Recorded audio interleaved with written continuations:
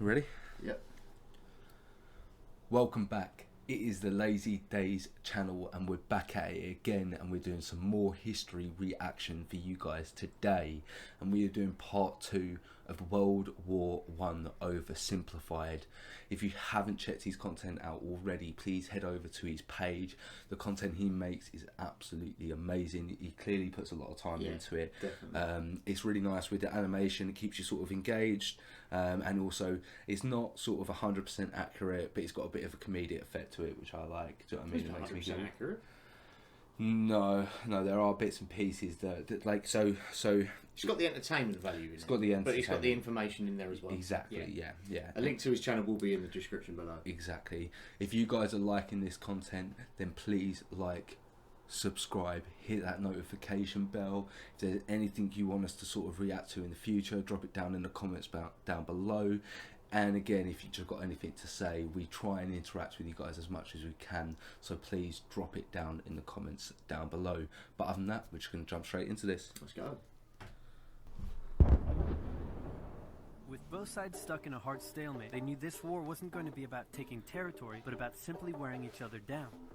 The Allies had plenty of men to expend from its overseas dominions. Okay. And the British also started a naval blockade, so Germany couldn't import stuff, like food. Neither side really wanted a long grilling war, though, so they both war thought of of ways attrition to break is the the biggest deadlock part on the of what Western it Front. was. Idea number 1, new frontiers. When the war first broke out, Australia was quick to take German New Guinea. Okay. The Allies also quickly jumped on Germany's colonies in Africa, and particularly in German East Africa, locals were enlisted as soldiers and carriers by both sides, leading to a tragic loss of life for the native Africans. So peak. Some new combatants entered the war as unfortunate. well. The Allies' new friends were Italy and Japan. Japan was busy building itself an empire, so it was they more were than actually happy on to take away the German islands and colonies Axis side. in East Asia. Axis. Italy actually had an alliance with Germany and Austria-Hungary before the war, but after some tense relations, and then the Allies promising to give them some of Austria-Hungary's stuff, they switched sides. Italy opened up a front in the mountains here, but like everyone else, they were stuck in stalemate for most of the war.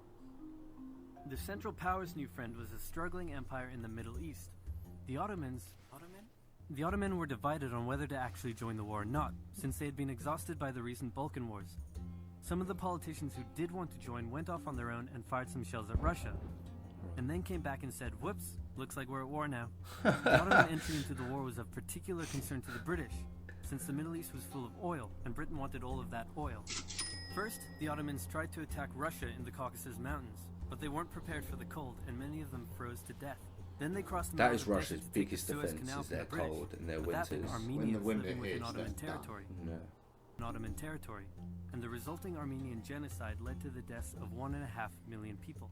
Then the Germans sent spies into Afghanistan to try to convince the Arab tribes there to rise up in jihad against the British and attack India. But that plan failed, partly because the spies got bored, brewed their own alcohol, and got drunk, which is a bad thing to do in Afghanistan. All these new frontiers hadn't done much to change the war. Where the Allies had more men and supplies than them, the Germans knew they had to do something to break the stalemate. Oh dear.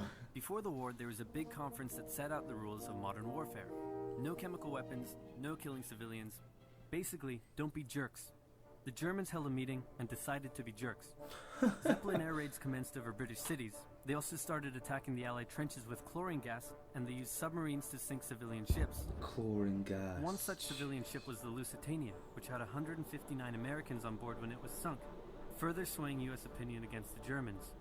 Not to be completely unfair to the Germans, the Allies also engaged in chemical warfare soon after, and they had been hiding anti-submarine weapons on their civilian ships. Chemical warfare, bro. I mean, the Germans were like, well, the only way we can win is being dicks. It's not just that. We were using chemicals as well. Yeah, but we did it shortly after they did, though. I don't know. if Shortly that's after true. they did. I don't know if that's Yeah, true. he just said. Oh, okay. We used it shortly after. Okay. Still though, bro. Chemical Warfare is not a good idea. Bro, imagine being in the trench and then just seeing this thick fog Of yellow smoke. of yellow smoke or green smoke or even just brown smoke coming at you, and you know that if you're done, you get out of the trench, you're shot. If not, you put your mask on and that's the best. That's the most terrifying thing Yeah. about World War It I. would I be think. it would be quite scary if you realised that you put your gas mask on and there was like a hole in it or something. And then you were really panicking. Yeah. Literally, that'd be disgusting. Smart idea though of hiding which let the Germans justify their weapons attack. on civilian Yeah. ships. Meanwhile, Austria-Hungary still hadn't dealt with Serbia, so the Central Powers enlisted some help. Bulgaria wished it was bigger and was still bitter about losing the Second Balkan War. The Central Powers promised to make all of Bulgaria's wildest dreams come true if they helped, so they signed on, and together they knocked out Serbia. The Serbian troops retreated through Albania, which was neutral but had some ties to Austria-Hungary. So Austria-Hungary entered Albania in a friendly invasion to chase down the Serbians, many of whom escaped by sea. It's 1916, and a lot is happening. As if they didn't have enough enemies already, Germany added one more to the list. Portugal had been getting a bit chummy with the Allies behind the scenes, and Germany didn't like that one bit. Around the same time, the only sea battle of the war happened. Both sides had a new powerful class of battleships called dreadnoughts, but they were so expensive to build that neither side wanted to risk losing them in a battle. So they kept them in port, except for one time when they had a big fight and a bunch of them got damaged. So they didn't try that naval again. warfare is so The UK started interesting conscripting as men to well. the army, so they had plenty of reserves, which is just as well because the Western Front was about to get brutal.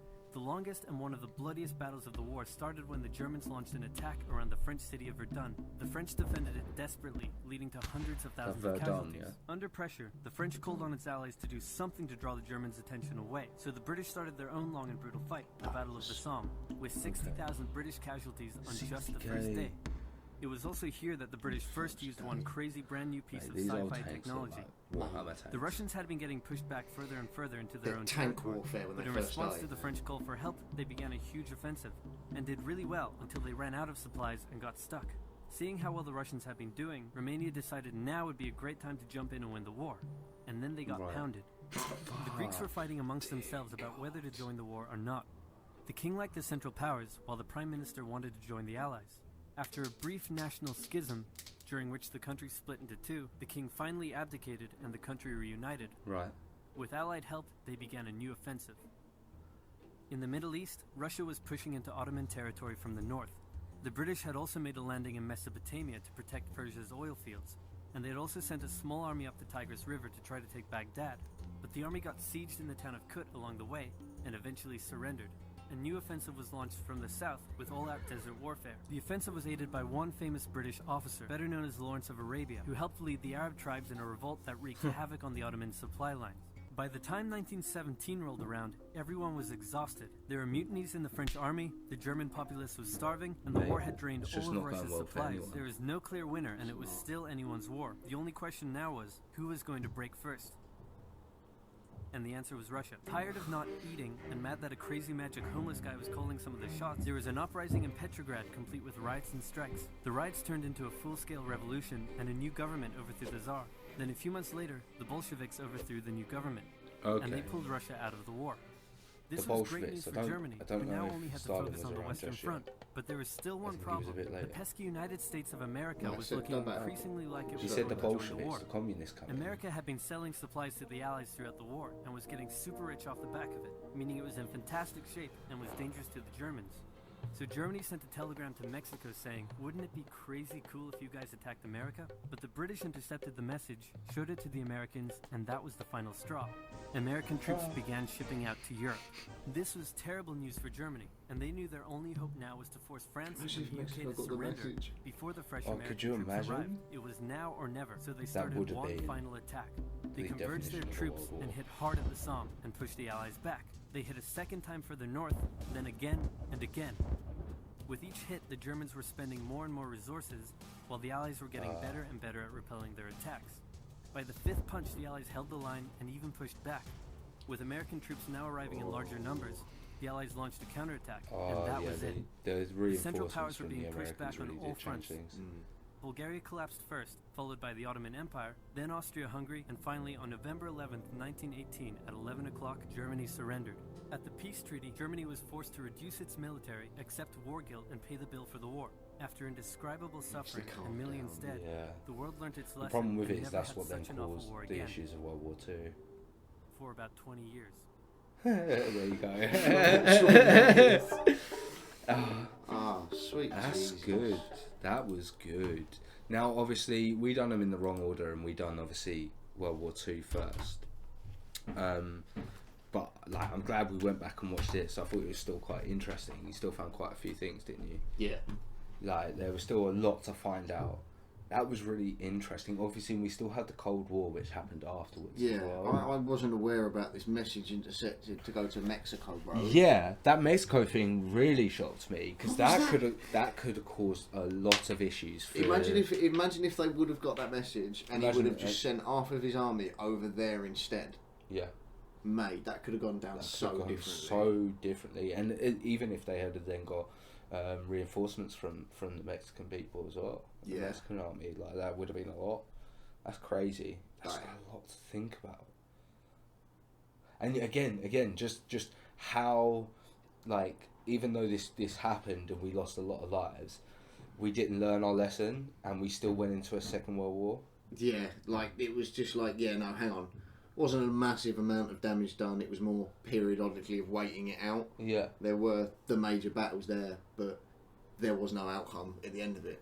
That was the main thing. There was no... To every single country, there wasn't really a supreme victor.